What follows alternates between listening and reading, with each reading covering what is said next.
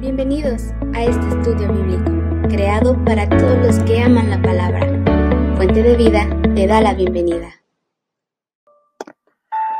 Hola, ¿cómo están? Bendiciones. Gracias por estar conectándose a esta transmisión. Y hoy estamos viendo la quinta parte. Hoy vamos a ver la quinta parte. Vamos a entrar al periodo de la Iglesia Reformada. Y bueno, pues le damos gracias a Dios por la vida de cada uno de ustedes que se está conectando, que tiene el interés de conocer más de la historia de la Iglesia. Espero que tengan su Biblia ya en el capítulo 1, 2 y 3 de Apocalipsis, porque hemos aprendido, hemos estudiado que la Iglesia cristiana ha sido la institución humana más longeva de la historia, más que los imperios. El Imperio Romano duró casi 2000 años, desde antes de Cristo hasta 1453, cuando cayó Constantinopla. Bueno, la Iglesia cristiana ha durado por 20 siglos. No ha habido una institución humana que haya durado tanto, y no ha habido una institución humana que haya influenciado tanto la sociedad, la humanidad, el mundo.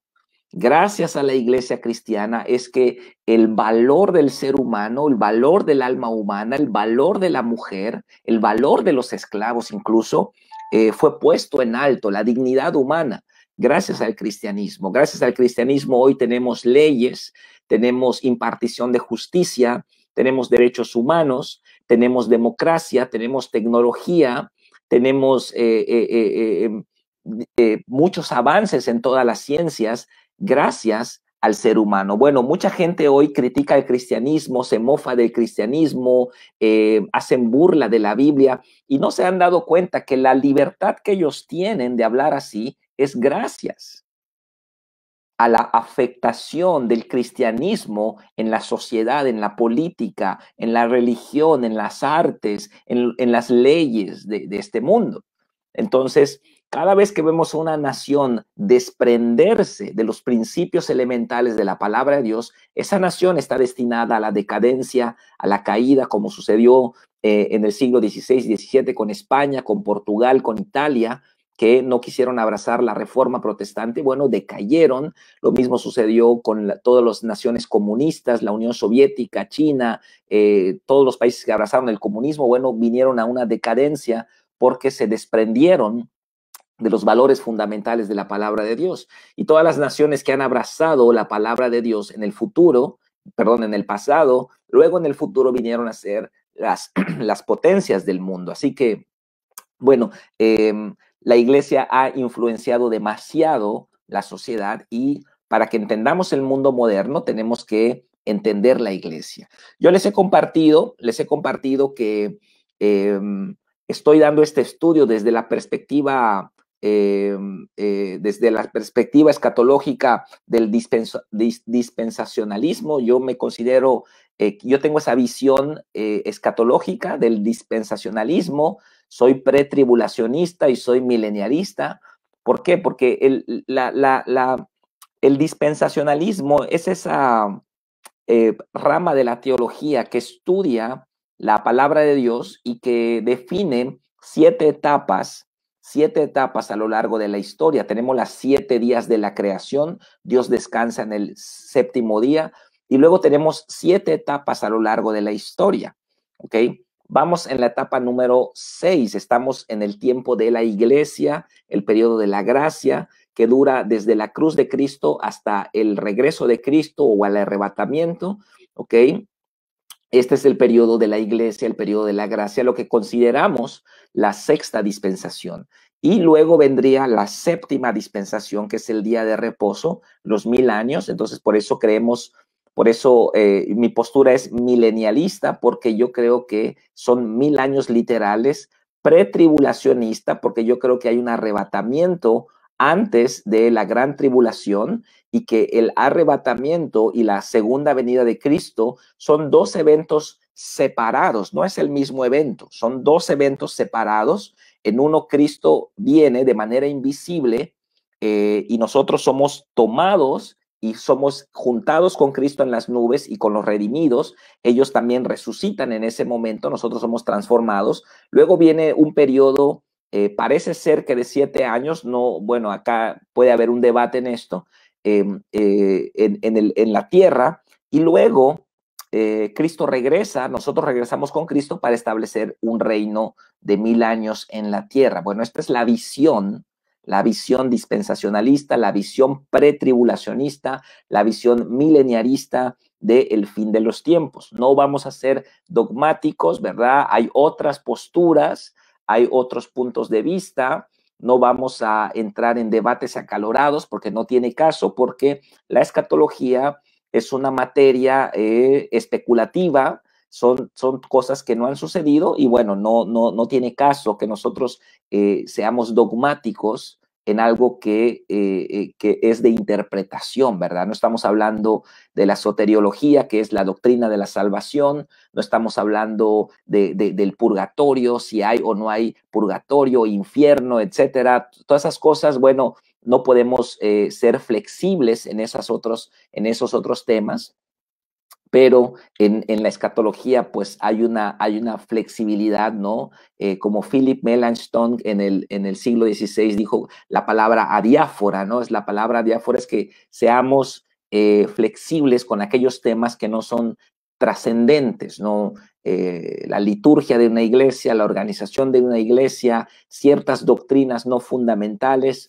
Podemos tener diferencias incluso en personas que pertenecemos a la misma iglesia. Yo pudiera tener en mi equipo de liderazgo a alguien que tenga una teología calvinista en cuestión a la salvación, o otro que sea arminiano en cuestión a la salvación, o que tengamos posturas, algunos pretribulacionistas, otros tribulacionistas, otros o sea, podemos tener distintas posturas, ¿ok?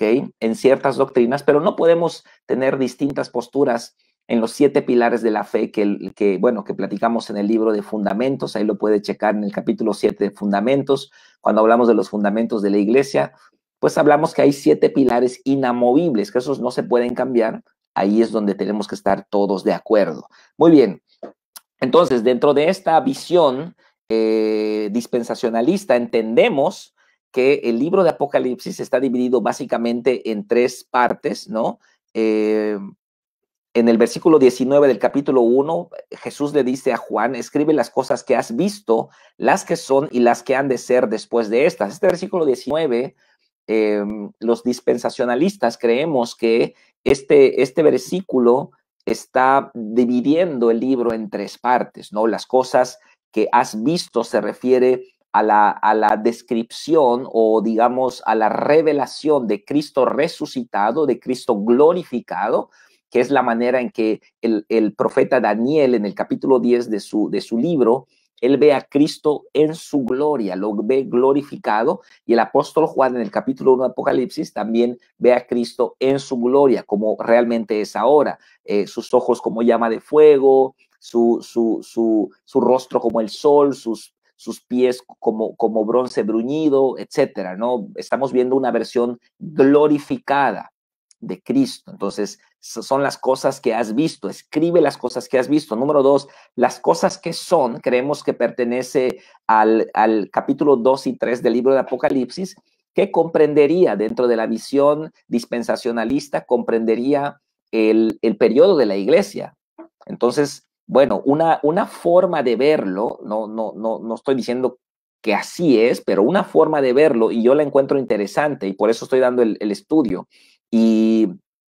Y bueno, podemos encontrar ciertos vínculos históricos en estos 2 capítulos. Una forma de verlo es pensar que las 7 iglesias corresponderían a los 7 periodos de la historia de la iglesia a lo largo de 2000 años. Es decir, sí existió, por supuesto, una iglesia Éfeso, Esmirna, Pérgamo, Tiatira, Sardis, Filadelfia, Laodicea. Sí existieron esas iglesias en Asia Menor, parece ser que eran parte del apostolado de Pablo, pero también encontramos similitudes en cada iglesia con ciertos eventos históricos que podrían definir esto, ¿no? Entonces, bueno, una forma de mirarlo se le llama la visión historicista de la iglesia.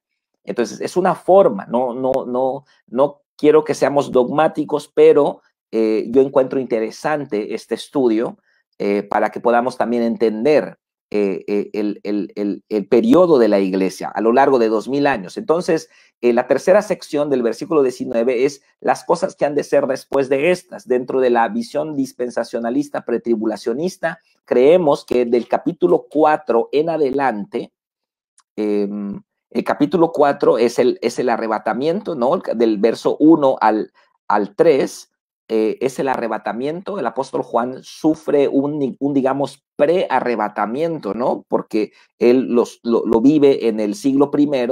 Y luego del capítulo 4 al capítulo 19, bueno, son las cosas que no han sucedido, ¿no? Todo este periodo de varios capítulos, pues no lo hemos visto, ¿no? Estaríamos nosotros, en todo caso, ahorita ubicados en la iglesia de Laodicea. Nosotros perteneceríamos a la iglesia de Laodicea, pero no es el objeto de nuestro estudio hoy. Hoy vamos a hablar de Sardis, ¿ok? Y entonces vimos que la primera iglesia es la iglesia apostólica del año 33 al año 100 después de Cristo, ¿no? Que correspondería a la iglesia de Éfeso, ¿no? Y aquí encontramos algunas cositas, ¿no? Por ejemplo, habla de apóstoles, habla de nicolaitas, que eran las personas que querían meter la jerarquía a la iglesia.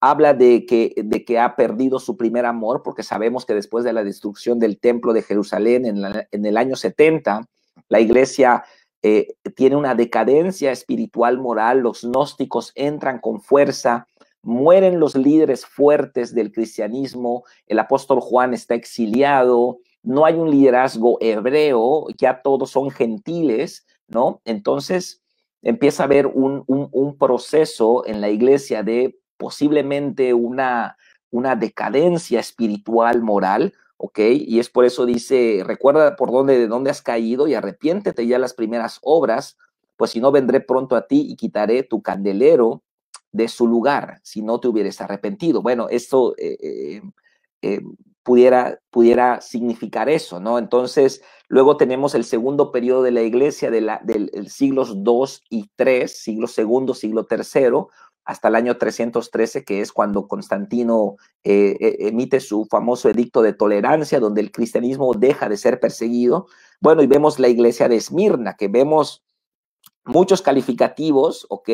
De persecución, tribulación, pobreza, muerte, 10 días en la cárcel, etcétera, ¿no? Vemos mucha persecución en este periodo, en esta iglesia, mucha tribulación, y bien pudiera conectarse, digamos, tener una analogía, una similitud a lo que fue el siglo II y el siglo III. Repito, esta es una forma de verlo, no quiere decir que sea así, pero es una forma de entender y de ver que esta iglesia pudiera ser la iglesia perseguida. Luego viene la iglesia imperial del año 313, cuando Constantino emite su edicto de tolerancia, al año 476, que es la caída del Imperio Romano de Occidente. Bueno, acá vemos, yo conozco tus obras, donde moras, donde está el trono de Satanás, ¿no? Donde está el trono de Satanás, ya estaba la iglesia en Roma, habla de los nicolaitas que logran entrar a la iglesia. Los nicolaitas no aparecen cuando hay persecución, porque los nicolaitas son personas que se aprovechan del cristianismo para obtener ganancias personales, poder, autoridad, influencia, pero cuando hay persecución, ellos no aparecieron. Ahora que no hay persecución y la iglesia pasa de las catacumbas al trono imperial, entonces aparecen los nicolaitas, ¿verdad? Entonces, a la doctrina de Balaam, ¿no? Entonces, todo esto comprende el tercer periodo de la iglesia. Luego tenemos la iglesia de Teatira, que vimos la semana pasada, que comprende un periodo de 1000 años, ¿ok? Estamos hablando de la iglesia medieval, el tiempo del llamado oscurantismo. Hubo mucho oscurantismo, ¿no? Acá vemos que aparece Jezabel, una profetisa, ¿no? Vemos que en la iglesia medieval hubo mucha brujería, mucha satanismo, ¿no? La época de los castillos, la época de las cruzadas, la época de los reyes, ¿no? Vemos las películas allá de la serie de vikingos, ¿no? Cuando, como el cristianismo hay mucha ignorancia y bueno, toda ese periodo comprende lo que es la iglesia de Tiatira. Ok, acá habla de herir dice, he aquí yo la arrojo en cama y en gran tribulación a los que con ella adulteran, y si no se arrepienten, si no se arrepienten de las obras de ella, y a sus hijos heriré de muerte, y todas las iglesias sabrán que yo soy el que escudriña la mente y el corazón. Bueno, vemos la peste bubónica azotar Europa en ese periodo, ok. Muere la tercera parte de la población europea, entonces vemos ciertas similitudes, ¿no? en esta iglesia, las doctrinas de las profundidades de Satanás, bueno, hablamos de eso la semana pasada, así que vamos a ver ahora la quinta parte, ¿verdad? La quinta parte que comprende la iglesia reformada, que estamos ya en el capítulo 3, el mensaje a Sardis, ¿ok? El mensaje a la iglesia de Sardis. Muy bien. Entonces, ya vamos a entrar en materia. Lo que acabo de decir hasta ahorita es como que el repaso de lo que ya hablamos, ¿ok? Los detalles, pues tiene que usted entrar y checar lo que ya vimos, ¿verdad? Y ahora vamos a entrar a la iglesia de Sardis. Estamos en el capítulo 3, versículo 1, y vamos a leer al verso 6. Dice, escribe al ángel de la iglesia en Sardis. Sardis significa remanente, ¿ok? Sabemos que hubo una iglesia, solamente hubo una iglesia, hermanos, de los tiempos de los apóstoles hasta los tiempos de la Reforma Protestante.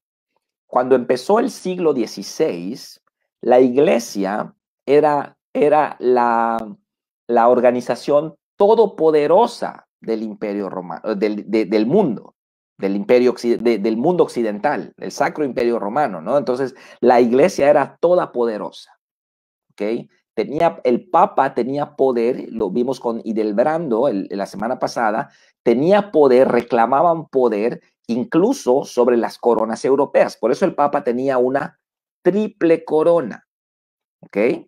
Porque el Papa según ellos, según los papas, ellos estaban entre Dios y los hombres, eran infalibles y el Papa no podía ser juzgado por nadie. Entonces, imagine el nivel de autoridad moral, espiritual que tenía el obispo de Roma. Algo tremendo. Ok, entonces, el Papa dice, algunos de los papas hicieron afirmaciones tan tremendas, lo vimos la vez pasada, que llegaron a decir que Dios había dado su trono al Papa. No había ningún hombre por encima del Papa y debajo de Dios solo estaba el Papa. Y el Papa era mediador entre Dios y los hombres.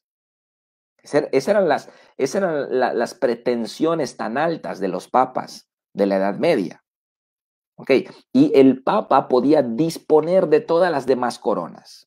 Hubieron tiempos donde el Papa ponía reyes y quitaba reyes. Entonces había un control total del papado sobre las naciones europeas hasta el siglo XVI. Entonces, del tiempo de los apóstoles al siglo XVI, solamente ha habido una iglesia. ¿Ok? Cuando termina el siglo XVI, cada nación europea tiene su propia iglesia. La iglesia holandesa, la iglesia belga, la iglesia de Inglaterra, la iglesia alemana, la iglesia suiza. Entonces, el movimiento de reforma quiebra el dominio del Papa, el dominio de la Iglesia Católica, y entonces el siglo XVI viene a ser ese siglo que rompe todo ese movimiento, toda esa autoridad absoluta que había del Papa, ¿no? Entonces, quiero ir leyendo, ir comentando. quiero mostrarles algunos movimientos que precedieron a la Reforma. Por ejemplo, tenemos a John Wycliffe, ¿verdad? Que vivió en el siglo XIV. Él escribió la Biblia en inglés. Y luego tenemos a Juan Hus, que él leyó los escritos de Wycliffe, ¿ok? Ahí en Bohemia, en lo que hoy sería por ahí por Checoslovaquia, no sé qué nación sea por allá ahora. Pero Juan Hus fue un pre-reformador, ¿verdad? Vivió 100 años antes de Lutero y él fue quemado en el año 415 cuando fue un concilio y lo traicionaron y lo quemaron en el concilio de Constanza. Luego tenemos a Girolamo Savonarola, que lo colgaron en 1498, un predicador italiano con mucho fuego. Y bueno, estos son los elementos que precedieron a la Reforma Protestante. Algunas fuerzas rectoras, fue el Renacimiento, la invención de la imprenta en 1455 y el espíritu nacionalista de las naciones europeas que estaban cansados, estaban realmente cansados de que Roma dominase la vida de todos ellos, ¿no? Roma dominaba sobre Francia, sobre Alemania, sobre Dinamarca, sobre España, sobre Inglaterra, ¿no? Entonces, el espíritu nacionalista impulsó mucho el movimiento de reforma. La gente estaba cansada de mandar dinero a Roma, ¿no? El Renacimiento, que fue un despertar en las artes, en la literatura, en la ciencia incluso, también apoyó el movimiento de reforma. Y la imprenta, ¿verdad? La imprenta, antes de la imprenta todo era manuscrito, ¿no? Una Biblia costaba el salario de una persona por un año, ¿no? Entonces todo eso contribuyó al avance de la Reforma Protestante, ¿ok? Entonces, ¿quiénes son estas personas? Vamos a ver, nada más, aquí tengo algunos para que los medio vean, ¿no? John Wycliffe fue un inglés, vivió en el siglo XIV, ¿ok? ¿Qué es lo más que hizo John Wycliffe? Lo grande que hizo John Wycliffe fue traducir la Biblia al inglés, obviamente una Biblia prohibida, perseguida, quemada. A él lo trataron de quemar también, ¿ok? Luego, discípulo de John Wycliffe, pero no lo conoció, pero estudió sus escritos. Fue Juan Hus, el ganso de Constanza, de Bohemia, perdón, fue quemado en el concilio de Constanza, ¿ok? Y este predicador italiano, Girolamo Savonarola, que vivió ya muy, muy cerca. De hecho, Lutero nació en 1483 y este hombre murió en 1498, o sea que Lutero tenía que 8, 9, 10, 11 años cuando este hombre fue quemado, fue ejecutado por la Iglesia Católica, ¿no? Entonces, estos tres hombres marcan, digámoslo así, un periodo pre-reforma, ¿verdad? Un periodo pre-reforma donde se establecieron estas bases juntamente con el Renacimiento, la invención de la imprenta y el espíritu nacionalista. Muy bien, ¿cuándo empieza la Reforma Protestante? Vamos a seguir leyendo. Dice, escribe al ángel de la iglesia en Sardis, el que tiene los 7 espíritus de Dios y las 7 estrellas. Dice esto, yo conozco tus obras, que tienes nombre de que vives y estás muerto. Tienes nombre de que vives y estás muerto. O sea, estamos hablando de una iglesia muerta, ¿verdad? Una iglesia, la iglesia de Cristo. El Papa León X quería construir la Basílica de San Pedro, ¿no? Empiezan los abusos de la venta de indulgencias, ¿no? Esto es lo que enfurece a Lutero para desencadenar el movimiento de reforma que empezó en 1917 con clavando las 95 tesis contra las indulgencias en la catedral de Wittenberg, ahí en Alemania, el 31 de octubre, ¿no? Hace pocos años, en el 2017, cumplimos 500 años de la Reforma Protestante. Estuvimos en un evento ahí en el Parque de San Juan, varios pastores cristianos, y allí tuvimos un tiempo de oración, de intercesión, dándole gracias a Dios por haberse cumplido 500 años de la Reforma Protestante. Entonces, yo conozco tus obras, tienes nombre de que vives y estás muerto, ¿ok? Sé vigilante y afirma las otras cosas que están para morir. Sé vigilante, ¿ok? Aquí está hablando de un espíritu, de un espíritu crítico, ¿ok? Antes de la Reforma, antes de estos movimientos renacentistas, lo que decía el Papa era ley y cuidado lo cuestiones.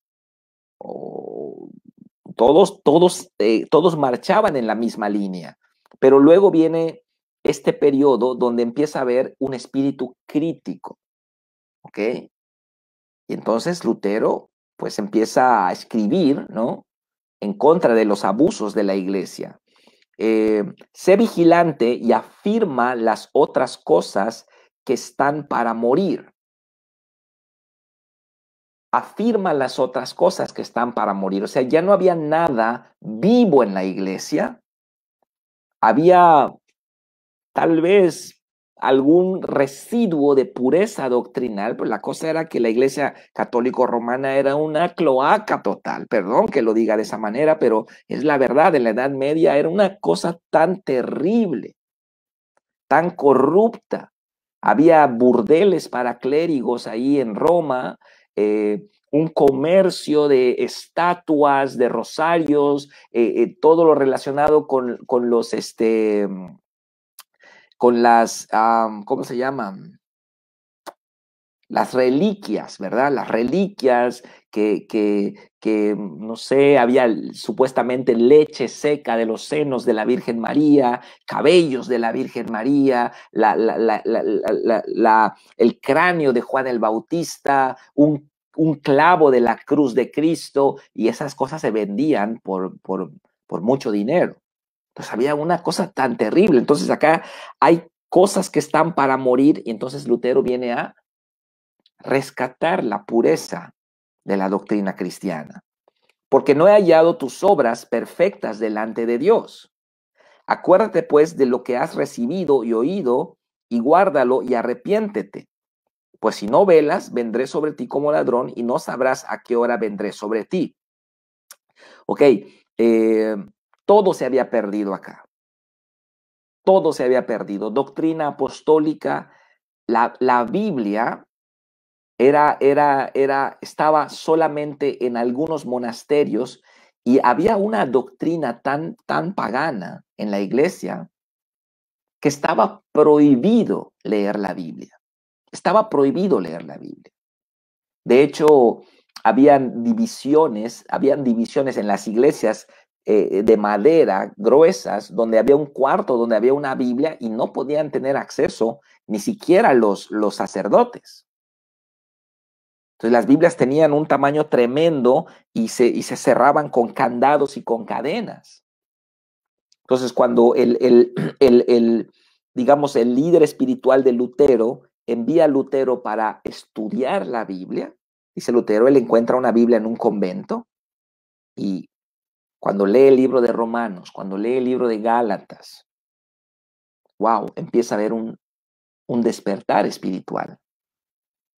Lutero buscaba momentos para ir a leer esa Biblia porque sabía que ahí estaba la escritura. Lutero había sufrido muchísimo por los abusos de la iglesia. Había sufrido muchísimo. Él era un monje agustino, era un monje que se flagelaba, era un monje que hacía ayunos prolongados. Él empezó a sufrir desmayos de tanta ascetismo que él hacía, él practicaba. Llegó a salir sin camisa y orar en la nieve. Era la idea de ese tiempo: mientras más sufras, más Dios te va a aceptar, ¿no? Ese era el concepto, ¿no? caminar flagelando, él era de los monjes mendigantes. Lutero salía a pedir limosna a las calles de Eisleben, de Erfurt, donde estaba el convento, ¿no? Y pedía limosna ahí en las calles. Y bueno, una cosa tremenda, él sufrió mucho porque él pensaba que Dios era un juez terrible, ¿no? Era una persona terrible que nos trae al mundo para hacernos sufrir, y no podemos vivir en santidad, no podemos dejar el pecado, y encima nos condena a un infierno, a un purgatorio, ¿no? El purgatorio, ahí las almas sufriendo. Bueno, él vivía aterrorizado. Él en uno de sus libros, él dijo, la justicia, yo odiaba la palabra, la justicia de Dios, pero cuando leí el libro de Romanos, cuando leí el libro de Gálatas, la justicia llegó a ser la palabra más dulce para mí, cuando entendí que Cristo Jesús me revestía de su justicia, y que no es a través de mis obras que yo puedo entrar al reino de Dios. Y bueno, esto fue una revolución en la vida personal de Lutero, un cambio tremendo. Él fue maestro en el seminario ahí con el príncipe Federico de Sajonia, que tenía ya un seminario, una escuela teológica, y Lutero se volvió el mejor predicador. Él era un apasionado de las escrituras.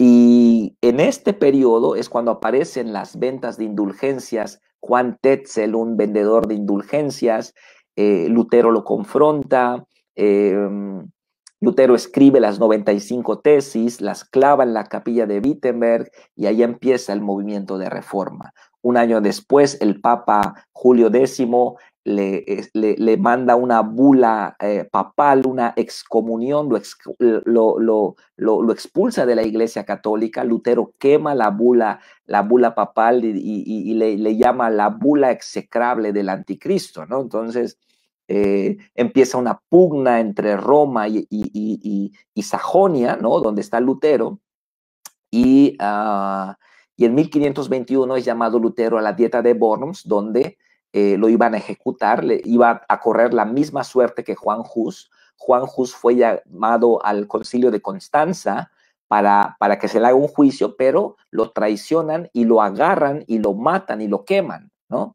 Y lo mismo iban a hacer con Lutero. Entonces la gente le decía a Lutero, no vayas, porque vas a correr la misma suerte que Juan Hus 100 años atrás. Pero Lutero va a la Dieta de Worms con el emperador Carlos V, y ahí Lutero es confrontado con sus escritos, y él dice, bueno, la famosa frase, ¿no? La famosa frase de Lutero es, si no se me comprueba por medio de las escrituras y de la razón que estoy equivocado, no puedo ni quiero retractarme. Que Dios me ayude. Esa es la tremenda frase que enciende la reforma. Dice la historia que afuera de la abadía, afuera del monasterio donde estaba la Dieta de Worms, la gente, multitudes de gentes, gritando para defender a Lutero. Y esa fue la razón por la que los príncipes no lo mataron, porque temieron la gran cantidad de gente que había afuera, que estaba defendiendo a Lutero. Ok, están preguntando quién es bueno, este libro, el autor de este libro, este es el libro que estoy leyendo, ¿no?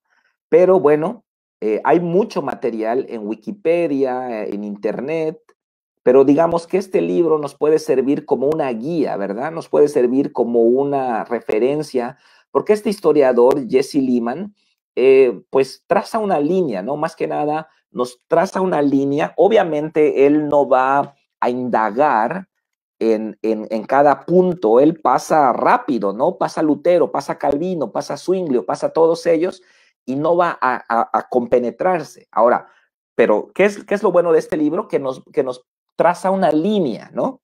Por lo menos ya sabemos los puntos importantes de la historia, y los podemos estudiar aparte. Eso es la utilidad de este libro. Ahora, este libro no trae la visión historicista que yo le estoy mostrando de Apocalipsis 2 y Apocalipsis 3. Este libro no trae esa visión. Esta visión yo la recibí cuando tuve este libro anteriormente, el libro original que se escribió en 1952, me parece. Este libro obviamente es una versión ya moderna. Yo tuve el libro, pues el original, ¿no? Luego lo extravié y, bueno, allá ese es un legado de el abuelito de mi esposa que llegó a mis manos, y en los apuntes de lápiz, de pluma que él puso en las hojas del libro, ahí descubrí yo la visión historicista de Apocalipsis 2 y Apocalipsis 3. Muchos predicadores y teólogos no están de acuerdo con esta visión y está bien, no vamos a entrar en un debate por eso, no tiene caso, pero repito, a mí me resulta muy interesante ver las similitudes, sobre todo cuando lleguemos a la Odisea. Cuando lleguemos a la Odisea, usted se va a sorprender de lo que leemos en la Odisea y lo que es la iglesia moderna, ¿no? Una iglesia que lo tiene todo, que tiene recursos, que tiene prosperidad, que tiene abundancia, que tiene medios, que tiene tecnología, pero le falta el oro refinado, le falta las vestiduras blancas. Bueno, la Odisea tal vez pudiera ser la iglesia más descriptiva del tiempo histórico que se está viviendo.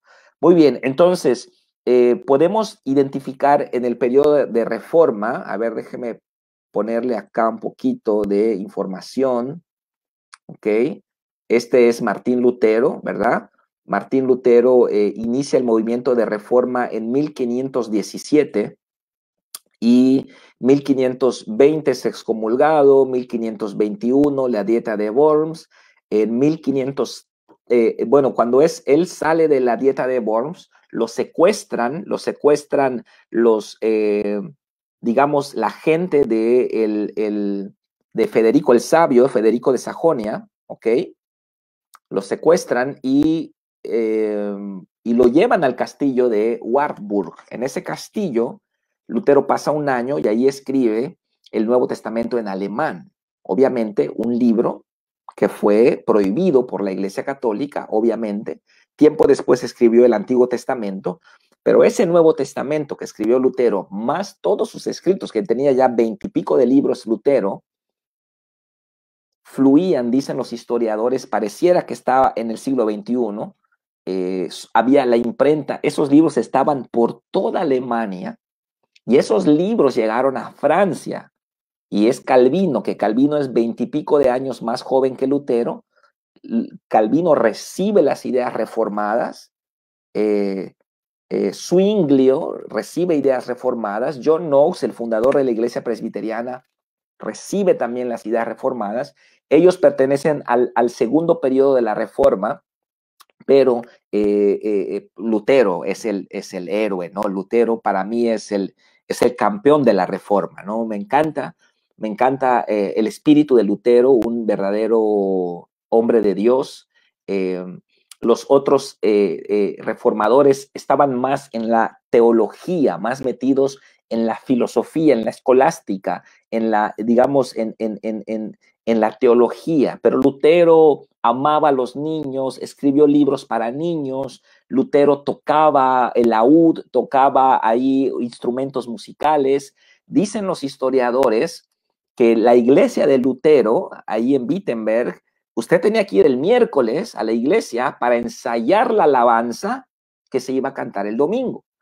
Porque la alabanza, Lutero era un fanático de la música y él hacía coros, ¿verdad? Entonces ustedes dicen en una parte, ustedes dicen otra cosa, ustedes dicen esto, y entonces hacía coros con toda la gente, qué bonito, y el día domingo era tremendo. Entonces nosotros hoy tenemos la alabanza, Edgar Pech ahí se junta con su equipo, ensayan y ellos tocan y nosotros cantamos. No, Lutero no hacía eso. Lutero era toda la congregación, venía al ensayo, imagínense.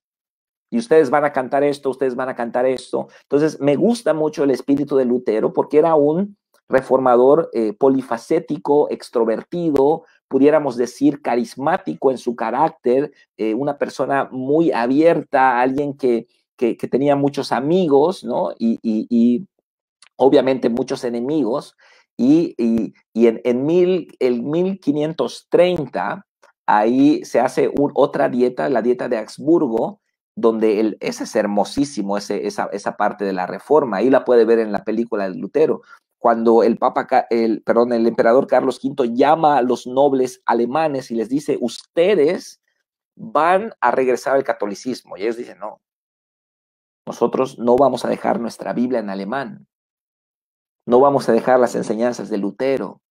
Y lo dicen con una sumisión, una sumisión al emperador. Y dice, y el emperador dice, pues no lo acepto, pues emperador, córteme la cabeza, y inclina su cabeza. Si usted quiere cortarme la cabeza, hágalo, pero no vamos a dejar la Biblia en alemán, no vamos a sancionar a nuestros predicadores y no vamos a dejar las enseñanzas de Lutero. Y ahí en esa dieta, Philipp Melanchthon, que es el discípulo de Lutero, él presenta la confesión de Augsburgo, que es la confesión de las iglesias luteranas, ¿no? Ahí es donde por primera vez en la historia había una iglesia no católica, primera vez en la historia. Por eso le digo, a principios del siglo XVI, solo había una iglesia que había existido por 1600 años. Y a finales del siglo XVI, cada nación europea tenía su propia iglesia, su propia iglesia. La primera etapa de la reforma la dirige Lutero. Luego hay una segunda etapa donde empiezan a cobrar renombre Calvino, un teólogo francés que desarrolla mucho de la teología de las iglesias reformadas hoy en día. Zwinglio, que él es el reformador de Suiza, y John Knox, que es el reformador de Escocia. Bueno, ellos establecen una escuela en Ginebra, y esa escuela fue la escuela más prominente. Bueno, de esa escuela, de esos grupos salen, por ejemplo, las iglesias reformadas, que son iglesias calvinistas, la iglesia puritana, que es el calvinismo inglés, los hugotones, que son los calvinistas, digamos, franceses, y salen también los presbiterianos, que son calvinistas escoceses. Estos grupos en el siglo siguiente llegan a América, a Estados Unidos, y ¿quiénes establecen el evangelio en Estados Unidos? Ellos, los puritanos, los presbiterianos, los reformados.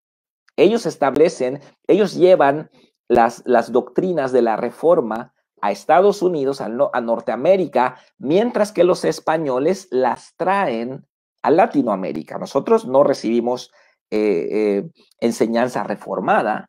A nosotros nos conquistaron los españoles, que los españoles no abrazaron la reforma protestante. Ellos se quedaron siendo católicos. Los portugueses tampoco, los italianos tampoco.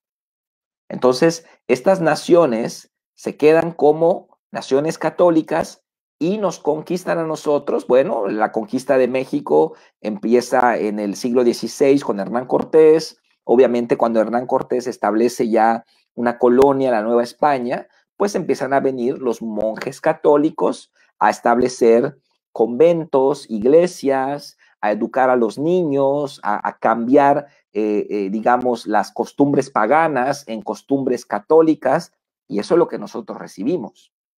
A nosotros las ideas reformadas nos llegan en el siglo XIX, siglo XVIII, siglo XIX, y llegan las ideas reformadas a nosotros, por medio de los presbiterianos principalmente, que empiezan a evangelizar el norte de México.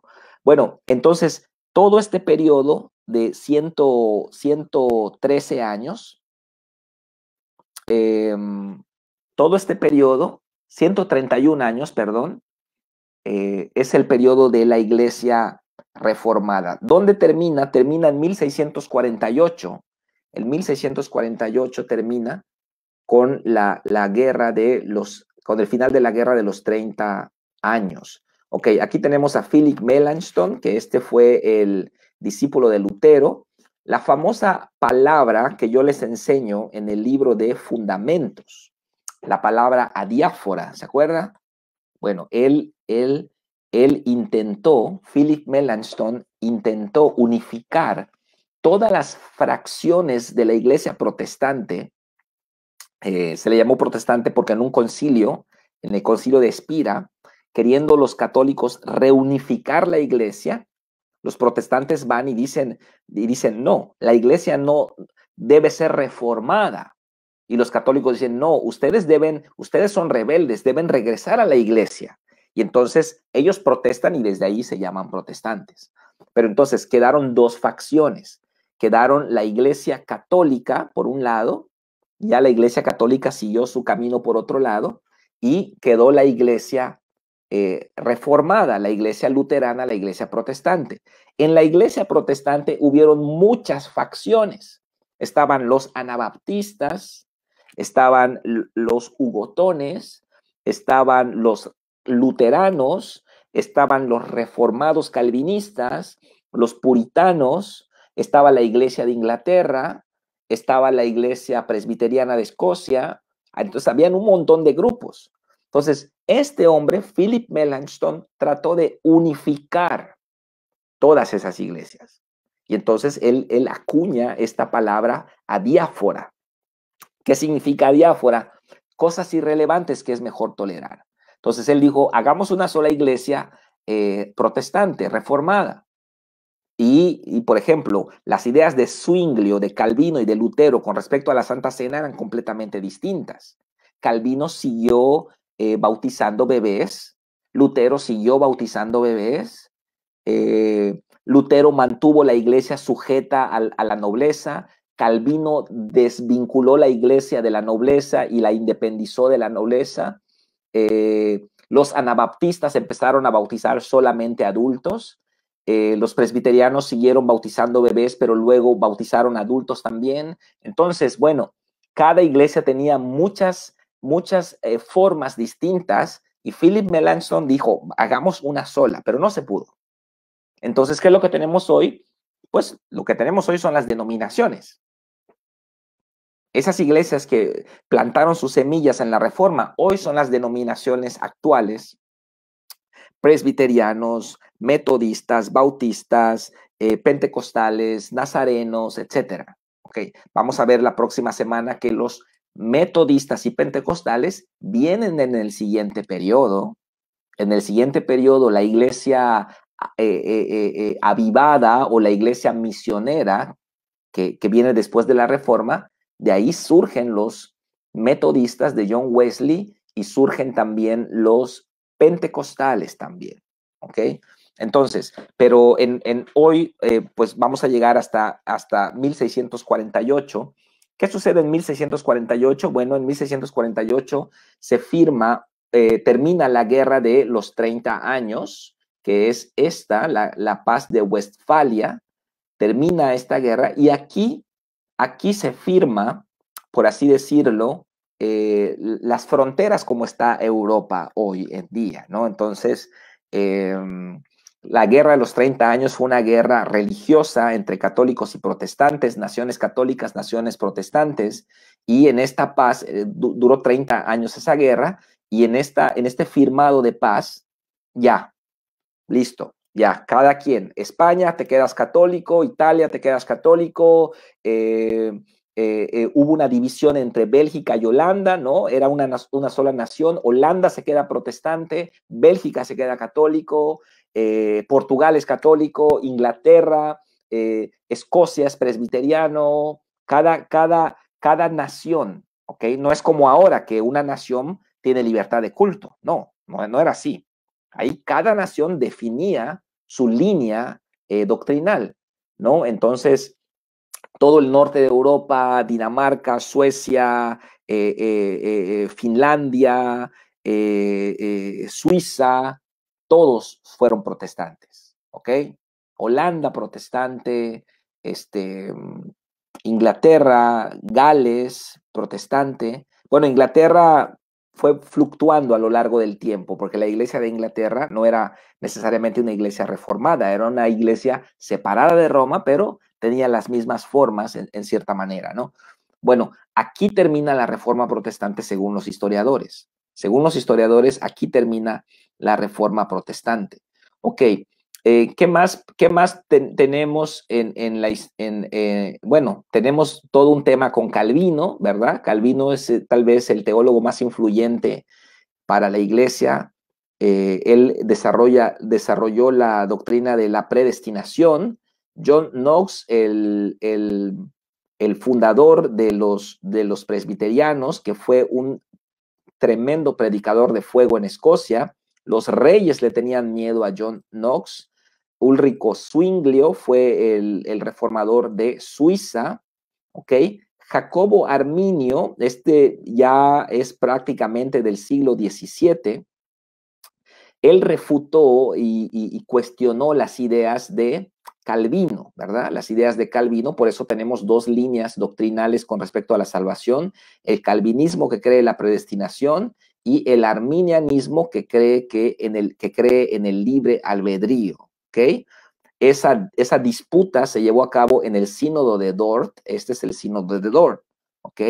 Y aquí en el sínodo de Dort, pues ganaron los calvinistas, porque los que gobernaban este sínodo eran calvinistas y mandaron a matar a los arminianos, incluso, bueno, los exiliaron y algunos los mataron, ¿no? Entonces, bueno, todo esto podemos ver en este periodo de la iglesia. Todo esto podemos ver en este periodo de la iglesia.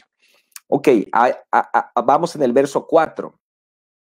Pero tienes unas pocas personas en Sardis que no han manchado sus vestiduras y andarán conmigo con vestiduras blancas porque son dignas. Ok, las vestiduras blancas pudieran representar la salvación por la fe.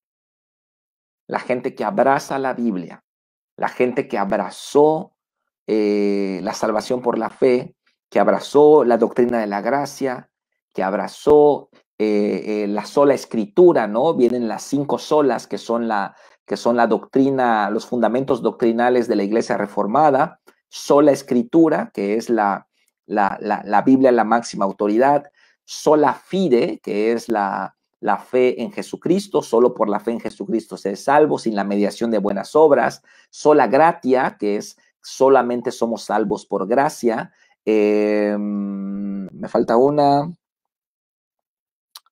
solo Cristo salva, y solideo gloria, que es solo a Dios la gloria. Bueno, estas 5 solas fueron los pilares de la doctrina protestante. Entonces, el verso 4 dice, tienes unas pocas personas en Sardis que no han manchado sus vestiduras y andarán conmigo con vestiduras blancas porque son dignas. El que venciere será vestido de vestiduras blancas y no borraré su nombre del libro de la vida y confesaré su nombre delante de mi Padre y delante de sus ángeles. El que tiene oído, oiga lo que el Espíritu dice a las iglesias, ¿ok?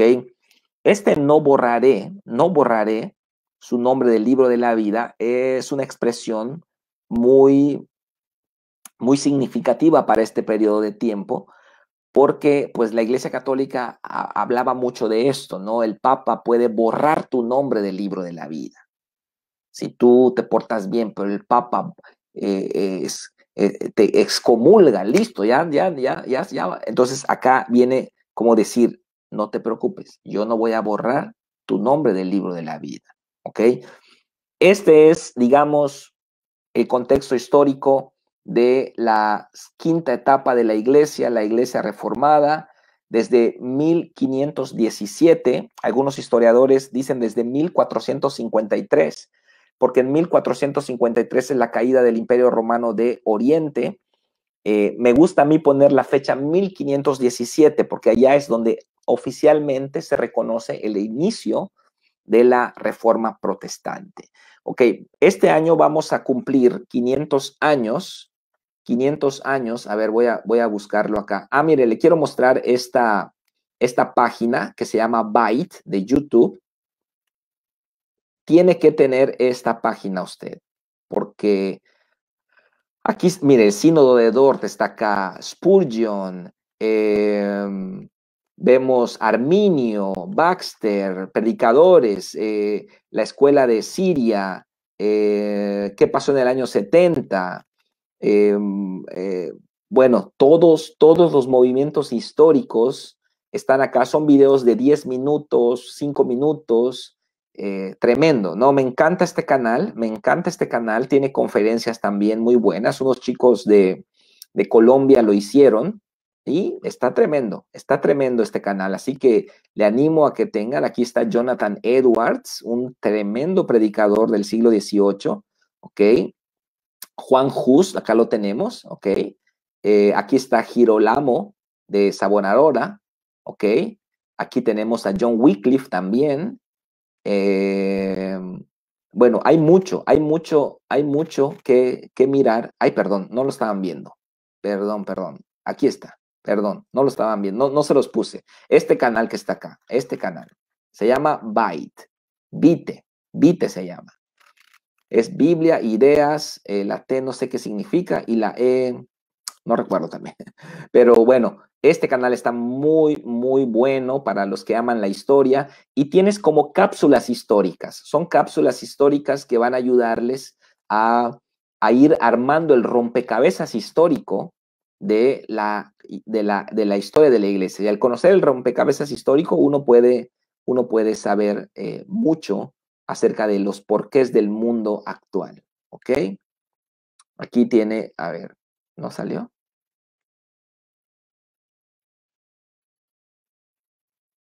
¿No sale o sí sale? Bueno, lo veo blanco, pero espero que salga. O no sé si porque es YouTube. Ok, sí sale, ¿verdad? Ahí está, sí sale. Esta página está muy buena. Es un canal de YouTube. Suscríbase y póngale la campanita. Yo no tengo puesta la campanita. Todas, aquí está. Muy bien. Entonces, esto es el quinto periodo, la Iglesia Reformada. Y pues, tremendo, ¿no? Me encanta la historia, ¿ok? Y podemos ver cómo se fue conformando a finales de este periodo, cómo se fue conformando tanto el mapa geográfico de Europa, el nacimiento de Estados Unidos, el nacimiento de las semillas que más tarde sería la revolución industrial, la revolución francesa, la división iglesia-estado, el inicio de las escuelas teológicas y de las escuelas, de las academias de ciencias que dieron forma al mundo moderno, al mundo en que vivimos hoy. Es tremendo, hay que estudiarlo. 1 hora para hacer esto es prácticamente nada. Muy bien, dice Lulú Eras. Pastor, ¿podría repetir el nombre de la página, por favor? Vite, ahí va, ahí lo voy a poner. Ahí la voy a poner acá. Vite es un canal de YouTube, Ay, perdón, no sé por qué no sale, no sé por qué se va. ¿Lo pueden ver ustedes? Ahí está, es este, Vite. Está lleno de historia y son cápsulas de 10 minutos. Es maravilloso esta página. Ok. Vite, muy bien. Ahí está. Sí, Vite. Ok, dice Melvin Simé Sánchez, surgió en esa misma época, el siglo, sí, exacto, con Enrique VIII. Enrique VIII se desprende de la iglesia de Roma, pues no por cuestiones reformadas o cristianas, sino porque él se quería divorciar de su mujer, ¿verdad? Pero él se separa y desde eso hasta hoy la iglesia de Inglaterra no está bajo de Roma. De hecho, la reina Isabel II, que ya tiene 94 años, esta señora ancianita, pues es la que gobierna la iglesia de Inglaterra, ¿no? Las 5 solas, sola gracia, sola fide, sola escritura, solo Christus y soli Deo gloria. Esos son las 5. Dice, ¿los anglicanos llegan a este periodo o son posteriormente? Bueno, en este periodo, pero la iglesia anglicana no se puede calificar como iglesia reformada, ¿ok? Sí es cierto que luego adopta, ¿no? Porque subieron reyes, después de Enrique VIII, suben reyes protestantes y católicos. Protestantes y católicos. Obviamente los reyes protestantes se inclinaban hacia la Reforma y los católicos regresaban a Roma. Entonces, la Iglesia de Inglaterra no creo que se pueda calificar como una iglesia reformada, pero justamente todo ese, digamos, ese disturbio que hubo en la Reforma fue aprovechado por Enrique VIII y vámonos, él se sale de la autoridad papal y hasta el día de hoy la Iglesia anglicana es otra iglesia más allá de la Iglesia católica. Bueno, la Iglesia católica prácticamente ha desaparecido del mapa espiritual hoy en día, ¿no? Es una institución enorme, pero no tiene peso espiritual, ¿no? Y ¿qué es lo que está ahorita? El movimiento neopentecostal está muy fuerte ahorita en Latinoamérica, en África, en Asia, que básicamente son las iglesias que están pues predicando un evangelio más entendible.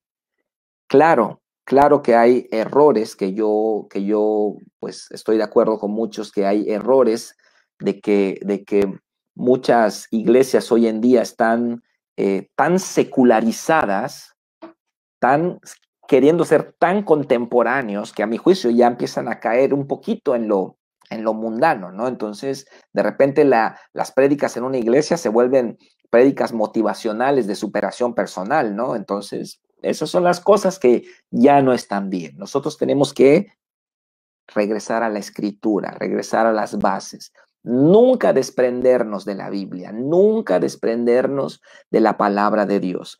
¿Qué tomo de la Reforma? Sus bases, su doctrina, su teología. Lutero me encanta, Calvino me gustan muchas cosas de él, algunas cosas no las comparto tanto, Arminio también.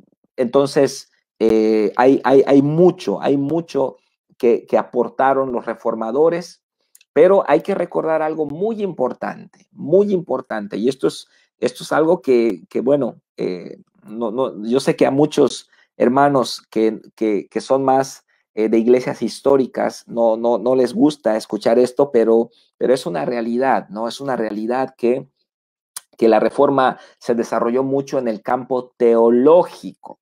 La Reforma restaura la doctrina, la teología de todos los abusos del oscurantismo, de toda la basura, la pudredumbre que había en Roma. La Reforma restaura la Biblia, la palabra, pero